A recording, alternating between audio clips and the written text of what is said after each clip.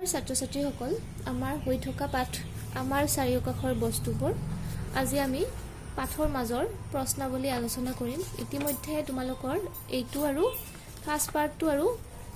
Second পাৰ্টটো হৈ গৈছে, এইখিনি হৈ গৈছে, তোমালোকে মুখস্থ কৰি ল'বা। আজি আমি এইখিনি আলোচনা কৰিম। প্ৰশ্নাৱলী 3 আমাক 1 নম্বৰটো কি দিছে, তলত দিয়া উষ্ণতাবোৰ সেলসিয়াস স্কেলত প্ৰকাশ কৰা। আৰু আমাক সেলসিয়াস স্কেলত প্ৰকাশ কৰিব দিছে আৰু আমাক মানটো কিহৰ দিছে, কেলভিন স্কেলৰ মানটো দিছে। অৰ্থাৎ এ নম্বৰটো কি দিছে, 300 কেলভিন। যদি আমাক এনেকুৱা ধৰণৰ অংক দিয়ে, অৰ্থাৎ কেলভিন স্কেলৰ মানটো দিয়া থাকে, সেলসিয়াস স্কেললৈ নিব লাগে, আৰু যদি সেলসিয়াস স্কেলৰ মান দিয়া থাকে আৰু কেলভিন স্কেলত নিব লাগে, তেতিয়াহ'লে আমি এইটো সূত্ৰ মুখস্থ কৰিব লাগিব। কেপিটেল টি কে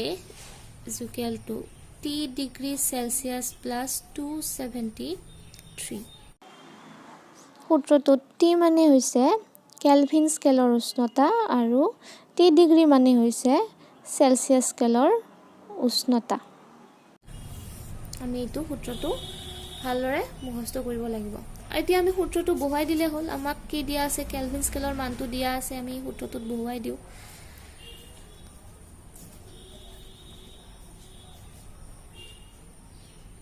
এই সূত্ৰটোত বহুৱাই দিলে কি হ'ব,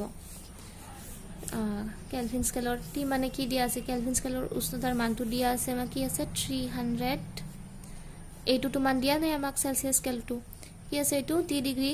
যেনেকুৱা আছে তেনেকুৱাই দিলোঁ, প্লাস 273। এতিয়া আমি এইখিনি সলভ কৰিলে হৈ গ'ল। এইটোক যদি আমি ইপিনে আনো, সমান চিনৰ ইফালে আছে হয়নে, এইফালে অৰ্থাৎ সোঁফালে আছে, আমি যদি বাওঁফালে নিব লাগে তেতিয়াহ'লে মাইনাছ আহি যাব এটা, টি ডিগ্ৰী সেলসিয়াস। এবাৰ সমান চিন এইটোতো সমান চিনৰ এইফালে আছে, অৰ্থাৎ সোঁফালে আছে 273। এইটোক আমি ইফালে আনিব লাগিলে কি হ'ব, মাইনাছ হৈ যাব সমান চিনৰ যদি আমি সোঁফালে আনো, অৰ্থাৎ বাওঁফালৰ পৰা যদি আমি সোঁফালে আনো তেতিয়াহ'লে চিনটো সলনি হৈ যায়, প্লাছ থাকিলে মাইনাছ, মাইনাছ থাকিলে প্লাছ। ইয়াতে আমাৰ একো নাই মানে কি আছে, প্লাছ আছে, অৰ্থাৎ আমি ইপিনে আনিলে কি হ'ব, এইটো মাইনাছ হ'ব। হ'ল, এতিয়া যে এইটো যেনেকুৱা আছে তেনেকুৱাই লিখিলোঁ। এতিয়া 273 মাইনাছ 300, এতিয়া 300 এইটো মাইনাছ কৰিলে কিমান হ'ব, 27, আৰু এইটো ডাঙৰৰ আগত মাইনাছ আছে, মাইনাছ হৈ গ'ল।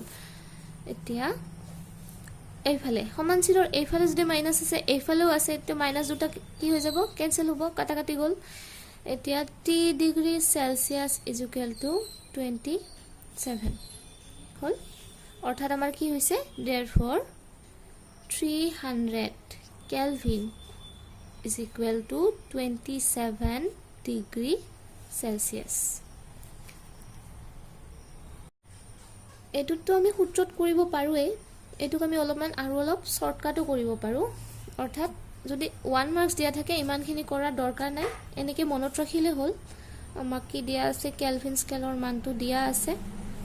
এতিয়া আমি এইটোৰ পৰা আমি এই 273টো মাইনাছ কৰি দিলে হৈ গ'ল। অৰ্থাৎ 300 মাইনাছ 273 ডিগ্ৰী সেলসিয়াস, এতিয়াহ'লে 27 ডিগ্ৰী সেলসিয়াস। এনচাৰটো আহি গ'ল নে, সেম। 1 নম্বৰ থাকিলে তোমালোকে মনত কৰিব লাগিব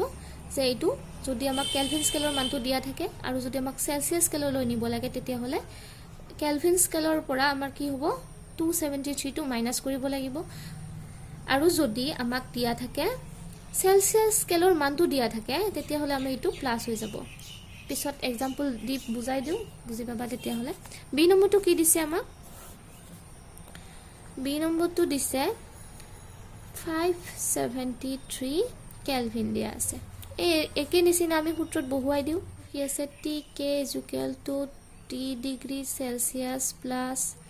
273। ইয়াতো আমাক কেলভিন স্কেলৰে মান দিয়া আছে, আমি সেলসিয়াস স্কেলত নিব লাগে, অৰ্থাৎ আমি এইটো উলিয়াব লাগে। এইটো কি হ'ব, বহুৱাই দিওঁ, টি কে অৰ্থাৎ টিৰ মানটো দিয়া আছে আমাক 573 ইজ ইকুৱেল টু, এইটোৰ মানটো আমাক দিয়া নাই সেলসিয়াস স্কেলৰ মান, আমি উলিয়াব লাগে 273। এইটোক যদি আমি ইপিনে আনো, মাইনাছ হৈ যাব, টি ডিগ্ৰী সেলসিয়াস হ'ল। এতিয়া এইটোক আমাৰ এনেকুৱাই আছে 273 সমান চিনৰ ইফালে আৰু এইটোক যদি আমি পিনে আনো তেতিয়াহ'লে মাইনাছ হৈ গ'ল 573 এতিয়া -3 ডিগ্ৰী সেলসিয়াস এইটো মাইনাছ কৰিলে কিমান হ'ব 573 ৰ পৰা যদি আমি 273 মাইনাছ কৰো কিমান হৈ যাব 300 হ'ব ন 300 এটা ডাঙৰ আগত মাইনাছ আছে মাইনাছ হৈ গ'ল এতিয়া সমান চিনৰ ইফালেও আছে মাইনাছ ইফালেও আছে মাইনাছ কাটি গ'ল কিমান হ'ল t ডিগ্ৰী সেলসিয়াস = 300 ওলাইছে therefore 573 কেলভিন = 300 ডিগ্ৰী সেলসিয়াস এটুক আমি শৰ্টকাট কৰিব পাৰো ইয়াৰ নিচিনাকে ইয়াতে আমাক মানটো বহুৱাই দিলে হ'ল 570 কি আছে 3 আছে কেলভিন আছে ইয়াতে এতিয়া কোৰ পৰা মাইনাছ হ'ব 573 - 273 এনসাৰটো আমাৰ 300 ডিগ্ৰী সেলসিয়াস আমি এইটো শৰ্টকাট কৰিব পাৰো 1 মাৰ্কস থাকিলে তোমালোকে এইটো কৰিলেও হ'ব আৰু সাধাৰণতে তোমালোকে সূত্ৰতে কৰিবা কাৰণ সূত্ৰত কৰিলে ভুল হোৱাৰ মানে ভুল নহব আৰু এটো কৰিলে তোমালোকে মাইনাসে কৰা নে প্লাসে কৰা পাহৰি যাব পাৰা এতিয়া যদি আমাক উলটা দিয়া থাকে ইয়াতে দিয়া আছিল সেলসিয়াস স্কেলৰ প্ৰকাশ কৰা কেলভিন স্কেলৰ মানটো দিয়া আছে উষ্ণতাটো দিয়া আছে এতিয়া যদি আমাক দিয়ে কেলভিন স্কেলত প্ৰকাশ কৰা আমাক কি দিয়া আছে এবাৰ সেলসিয়াস স্কেলৰ মানটো দিয়া আছে হয় হে একে প্ৰসেস হ'ব আমাৰ সূত্ৰটো কি জানো tk = small t degree Celsius + 273 হে একে সূত্ৰ আমি জাস্ট বহুৱাই দিব লাগে এই নম্বৰটো কৰি আছো ওতে আমাক কি দিয়া আছিল এইটো মান দিয়া আছিল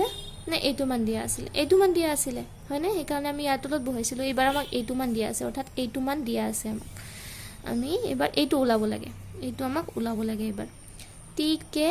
= এইটো মান দিয়া আছে 25 + 273 হল এইটোত একো নাই ইমান পৰিবই না লাগে তো tk = কিমান হ'ব এইটো 273 + 25 298 therefore আমি পালো 25 ডিগ্ৰী সেলসিয়াস = 298 কেলভিন হল বুজি পাইছা এইখিনি বেলেগ একো নাই এইটোৰো এবাৰ শৰ্টকাট নিয়ম এটা আছে আগতে আমি যেনেকৈ কৰিলো শৰ্টকাট এটা 1 নম্বৰৰ কাৰণে এইটোৰো আছে হেতুৰ উলটা হেতুত আমি কি কৰিছিলো এইটোৰ পৰা কেলভিন স্কেলৰ পৰা আমি 273 টো মাইনাস কৰিছিলো এইটোত আমি কি কৰিম প্লাস কৰিম তো এটাত কি হ'ব 25 + 273 এবাৰ কি হ'ব কেলভিন এইটো কি হ'ল 298 কেলভিন ওলাল ন এনেকে কৰিব লাগিব ঠিক তেনেদৰে বি নম্বৰটো সেম প্ৰসেস আমাক কি দিয়া আছে 373 ডিগ্ৰী সেলসিয়াস আছে আমি সূত্ৰটোত বহুৱাই দিব লাগে k = খিনি 273 এটো আমি বহুৱাই দিও t ডিগ্ৰী কিমান দিয়া আছে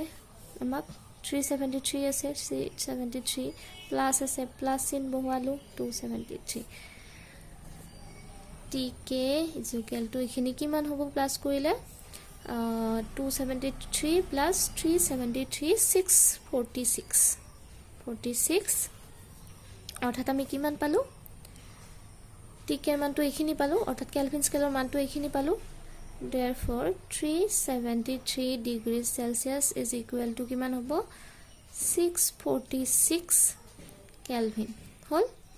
এইটো সেম যদি শর্টকাট কৰিব খুজা যদি 1 নম্বৰ থাকে তেতিয়া হলে এইটো সেম কিমান হ'ব এতিয়া 373 + 273 এখিনি ওলাই যাব বুজি পাইছা এবাৰ মনত ৰাখিবা আমি কোনটো স্কেলত দিয়া আছে আৰু কোনটো স্কেলত উলাব লাগে বুজি পাইছা যদি ইয়াৰ মান দিয়া থাকে আমাৰ কি হ'ব এইটো উলাব লাগিব কেলভিন স্কেলত উলাব লাগিব নেক্সট আমাক কি দিয়া আছে 2 নম্বৰটো তলত দিয়া উষ্ণতা বিলাকত পানীৰ ভৌতিক অৱস্থা কি হ'ব পানীৰ অৱস্থাটো কি হ'ব যদি আমাক ইয়াৰে কি দিয়া আছে এই নম্বৰটো 250 ডিগ্ৰী সেলসিয়াস দিয়া আছে এতিয়া তোমালোকে সকলোৱে জানা পানীৰ কিমান ডিগ্ৰী সেলসিয়াসত পানী উতলে 100 ডিগ্ৰী হয়নে এতিয়া যদি 100 ডিগ্ৰীতকে আমি যদি তাপটো বেছি দিও তেতিয়া হলে ই কি হ'ব গেছীয় অৱস্থা পাব এটো এনে গম পোৱা যায় আৰু যদি বি নম্বৰটো কি দিয়া আছে 100 ডিগ্ৰী সেলসিয়াস এইটো 100 উতলে মানে কি হয় বাষ্প আকাৰে উৰি যায় এইটো হলে বাষ্পীয় অৱস্থা হ'ব ইয়াৰ ভৌতিক অৱস্থাটো কি হ'ব তেতিয়া হলে যদি 250 ডিগ্ৰীত হয় গেছীয় আৰু যদি 100 ডিগ্ৰী হয় বাষ্প বা ভাপ 3 নম্বৰটো দিছে কোনো পদাৰ্থৰ ভৌতিক অৱস্থাৰ পৰিৱৰ্তনৰ সময়ছোৱাত উষ্ণতা স্থিৰ হৈ থাকে কিয় এই যে আমি যে কাৰ্যকলাপটো কৰিছিলো বৰফ আৰু তাপ দিছিলো যে বৰফক পানী হয় আৰু তেতিয়া থাৰ্মোমিটাৰটোৰ কোনো পৰিৱৰ্তন নহয় উষ্ণতাৰ হেতুৱে ইয়াতে কোৱা হৈছে এই যে লিন তাপখিনি ক'ত যায় লিন লুপ্ত হৈ যায় ক'ত ব্যৱহাৰ হয় সেই বৰফটোক পানী কৰাত তো এইটোৱে তো মই উত্তৰটো লিখি লিছো তোমালোকে চাবা 4 নম্বৰটো কি দিছে চোৱা বায়ুমণ্ডলীয় গেছ জুলীয়া কৰিব পৰা এটা পদ্ধতি আমি কি কৰো সাধাৰণতে চাপ প্ৰয়োগ কৰি পেলাই আমি কি কৰো পদাৰ্থৰ অৱস্থাৰ পৰিৱৰ্তন কৰিব পাৰো বুলি আমি গম পাইছো এতিয়া আমি কি কৰো উচ্চ চাপ বা নিম্ন উষ্ণতাত কি কৰিব পাৰো বায়ুমণ্ডলীয় গেছক আমি জুলীয়া বা তৰল অৱস্থালৈ আনিব পাৰো আজিলৈ তোমালোকৰ এইখিনিয়ে ভালদৰে এইখিনি মুখস্থ কৰিবা নমস্কাৰ